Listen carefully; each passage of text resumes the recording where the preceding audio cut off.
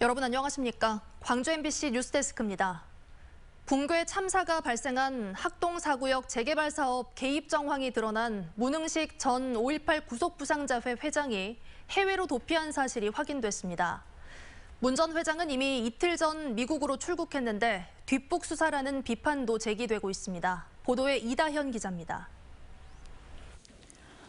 광주 학동 4구역 재개발 사업에 깊숙이 개입한 의혹을 받고 있는 문흥식 전 5.18 구속부상자회 회장.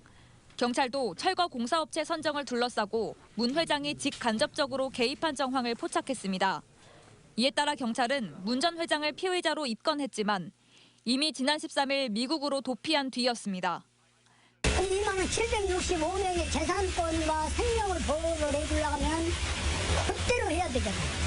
근데 이놈은 그거에 없대. 전부 돈하고 연결되는데 돈에. 문 전 회장은 재개발 재건축을 대행하는 업체를 2007년부터 설립해 운영을 아내에게 맡겨왔습니다. 그리고 2018년부터는 학동 4구역 재개발 조합의 고문 행세를 해오며 각종 이권에 개입해온 것으로 알려졌습니다. 경찰은 문 씨에 대해 체포영장을 신청하고 인터폴 등 국제범죄 수사기관과 협조해 신병을 확보할 방침입니다. 경찰은 또 건물 붕괴 사고와 관련해 한솔기업 현장 관리인과 불법 재하청 혐의를 받고 있는 백솔건설 대표 등 2명에 대해 사전 구속영장을 신청했습니다.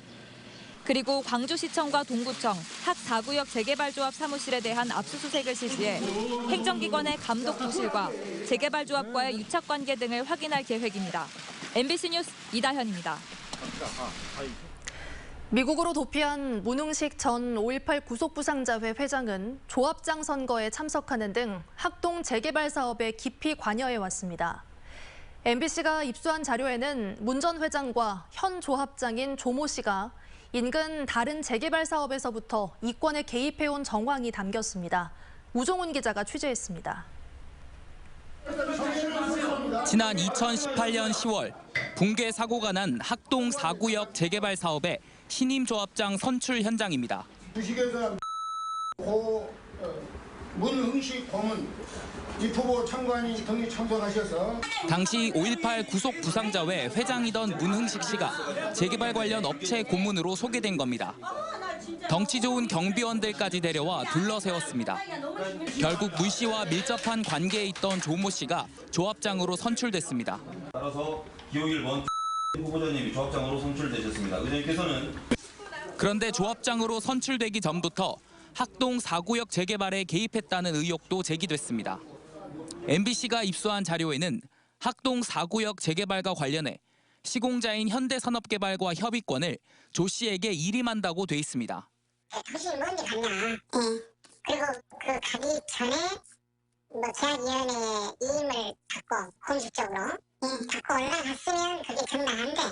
당시 조 씨가 재개발조합장을 맡고 있던 학동 3구역 역시 현대산업개발이 시공하고 한솔기업이 철거했습니다. 일부 조합원들은 시공사와 철거업체를 잘 알고 있던 조 씨가 조직폭력배 출신인 문 전 회장과 손잡고 결국 4구역 조합장 자리까지 차지했다고 주장합니다. 경찰은 제기된 의혹과 관련해 문 전 회장을 피의자로 입건했지만 문 전 회장은 지난 일요일 미국으로 달아난 것으로 드러났습니다. MBC 뉴스 우종훈입니다. 이번 붕괴 참사의 원인은 인재로 규정되고 있습니다. 노영욱 국토교통부 장관은 오늘 광주에서 중앙사고수습본부 회의를 주재한 뒤 언론 브리핑을 열고 현장에 광범위하게 퍼진 안전불감증과 제도가 지켜지지 않은 점을 엄중히 보고 있다며 사실상 인재로 결론 내렸습니다. 한편 남구준 경찰청 국가수사본부장도 붕괴 사고 현장을 방문해 관련자들의 모든 불법 행위를 밝혀내 책임자를 구속하고 엄정하게 수사하라고 주문했습니다. 해체나 굴착 등 위험한 공정을 진행하는 민간 공사장에 CCTV 설치를 의무화할 필요성이 제기되고 있습니다. 붕괴 사고가 발생한 광주 학동 4구역의 경우 해체 계획서와 다르게 철거 공사가 진행된 정황이 확인되고 있지만 사고 직전의 공사 진행 상황을 알 수 있는 직접 증거는 확보되지 않았습니다. 또 우남 3단지 재건축 공사 현장에서도 계획과 달리 밑동 파기 형태로 철거 공사를 진행한 사실이 학동 사고 이후에야 점검 과정에서 확인됐습니다. 반면 서울시의 경우는 중소형 공사장에서도 CCTV를 의무적으로 설치한 뒤 녹화본을 구청에 제출하도록 하고 있고 누구나 스마트폰으로 확인할 수 있도록 정보화 시스템도 구축하기로 했습니다.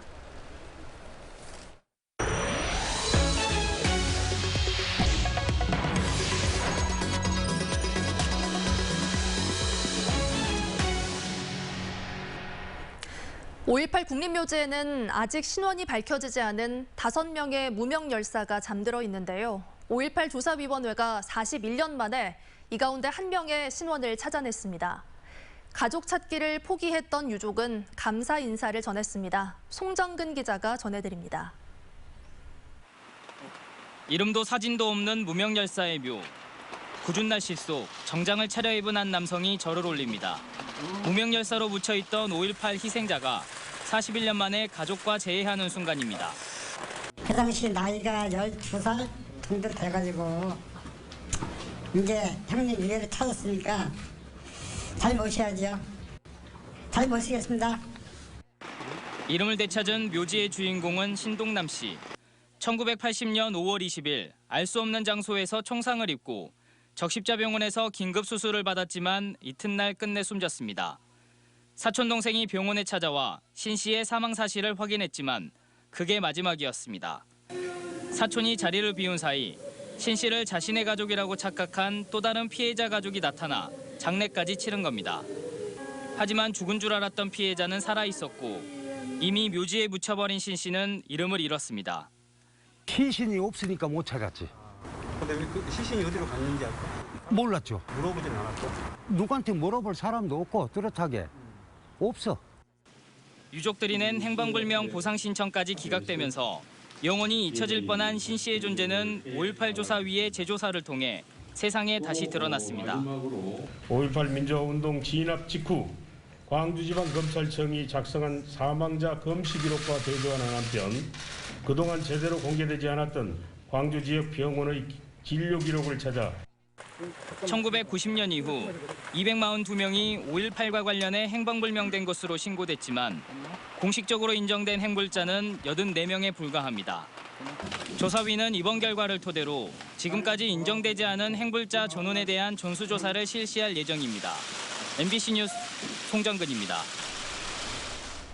세균성 전염병인 소브루셀라병이 확산하고 있습니다. 방역당국은 감염된 소를 살처분하고 전체 소 사육 농가를 대상으로 브루셀라병 일제 검사를 실시하고 있습니다. 김양훈 기자가 취재했습니다.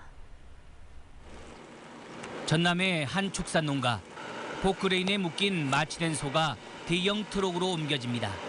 브루셀라병에 감염된 소로 살처분 대상입니다. 또 다른 축산농가. 축사가 텅 비어 있습니다. 최근 브루셀라병에 감염된 소가 잇따라 확인되면서 100마리의 소를 모두 살처분하거나 도축했습니다. 소를 우시장에 풀라고 브루셀 검사를 했는데 처음에 한 마리가 나와가지고 또 2차로 또 계속 나와가지고 앞으로 살기가 어째야 될지 모르겠어 막막합니다. 올 들어 전남에서는 5월 말 기준 10개 시군 57개 농가에서 466마리의 소가 브루셀라병에 감염돼 살처분됐습니다. 경남과 전북, 울산에서도 소 브루셀라병 감염이 잇따르고 있습니다. 방역당국은 전체 소 사육 농가를 대상으로 브루셀라병 일제 검사를 실시하고 있습니다.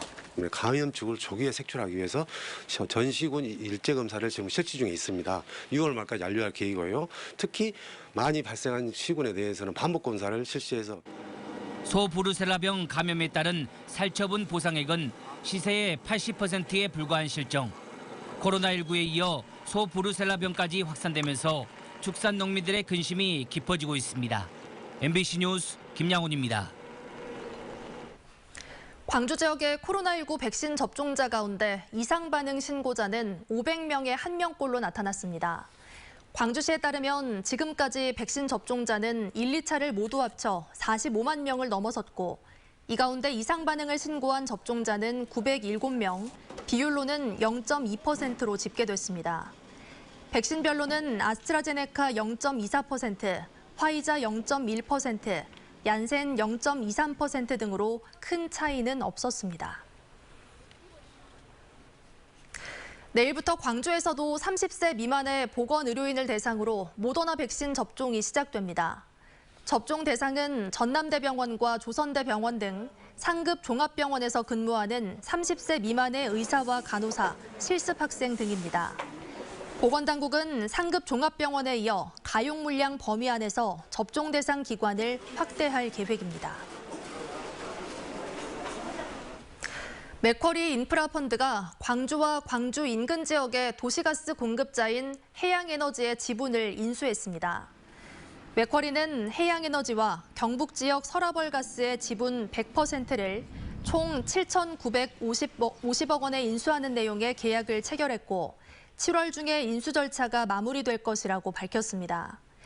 이에 따라 맥쿼리 인수에 반대해온 시민단체의 반발이 커질 것으로 보입니다. 그동안 광주 지역 시민단체는 투기 자본이 도시가스 공급을 독점하면 요금 인상으로 이어질 것이라고 주장해왔고 광주시는 물가대책위원회를 통해 이를 막겠다고 밝혀왔습니다. 코로나19로 어려움을 겪고 있는 지역 소상공인들의 매출 확대를 위해 방송 광고비 지원 사업이 실시됩니다. 한국방송광고진흥공사 광주지사는 최근 1년 동안 지상파 TV나 라디오 방송 광고를 집행한 경험이 없는 소상공인에게 지역 방송에 광고를 낼 수 있도록 제작비를 지원합니다. 신청은 오는 30일까지고 선정되는 업체에는 최대 1,000만 원까지 제작비와 송출비가 지원됩니다. 전국 언론노조가 여론의 독과점을 우려하며 언론개혁 4대 입법의 조속한 처리를 촉구했습니다. 전국 언론노조는 오늘 더불어민주당 광주시당 앞에서 기자회견을 열고 중앙 언론의 여론 독과점에 지역의 목소리는 사라졌다면서 이를 막을 수 있는 입법이 시급하다고 촉구했습니다. 언론노조는 또 코로나19로 된서리를 맞은 지역 언론의 자리를 네이버와 카카오 등 포털 자본이 꿰찼다며 이를 막을 수 있는 제도 개선이 시급하다고 덧붙였습니다. 광주 청년 유니온 등 21개 시민단체들이 오늘 광주지검 앞에서 기자회견을 열고 사회 초년생들을 유린한 노예 PC방 업주를 구속하고 강력 처벌하라고 촉구했습니다. 이들은 또 피해자 가운데 폭행을 견디다 못해 자살을 시도한 사례도 있지만 검찰은 2차례나 구속영장을 반려해 피해자들은 2차 보복 우려에 떨고 있다고 비판했습니다. 피해자들은 모두 광주 5개 자치구의 조정 대상 지역 해제 여부가 6월 말이나 7월 초쯤에 결정될 것으로 보입니다. 광주시는 6개월마다 한 번씩 조정 대상 지역을 지정 또는 해제하도록 주택법이 개정됨에 따라 국토부가 오는 6월 말이나 7월 초쯤 주거정책심의위원회를 열 것으로 예측하고 있습니다. 주택시장 과열을 막기 위한 조정 대상 지역은 직전 3개월의 집값 상승률 등을 토대로 지정이나 해제 여부가 결정되는데 7월 초에 결정될 경우에는 4월부터 6월까지의 지표가 기준으로 적용됩니다. 광주시가 우남주공 3단지 재건축 현장 인근의 시내버스 정류소 2곳을 임시 이전했습니다. 광주시는 철거공사로 위험이 있다고 판단되는 우남중 정류소와 우남 3동 행정복지센터 정류소를 보다 안전한 곳으로 이전했다며 이용자들의 이해를 당부했습니다. 또 특별 안전점검을 통해 위험 요소가 확인된 버스 정류소는 버스 조합 등과의 협의를 통해 추가 이전하기로 했습니다. 전남도 교육청이 도내 초중고 특수교육 대상 학생과 비장애 학생, 특수교사가 참가한 가운데 전남 장애 학생 e스포츠 대회를 온라인으로 개최했습니다. 대회에서는 모두의 마블, 포트리스 M 등 인기 게임이 개인전과 팀 대항 방식으로 진행됐고 다음 달 6일에는 전남 장애 학생 정보경진대회가 온라인으로 열릴 예정입니다. 영산강 유역에 비가 예보되면서 영산강 하구뚝 배수 관문이 개방됩니다. 농어촌공사 영산강 사업단은 바닷물 수위가 낮아지는 내일 밤 8시 30분부터 4시간 30분 동안 영산강 하구뚝 배수 관문을 열고 수위 조절에 나섭니다.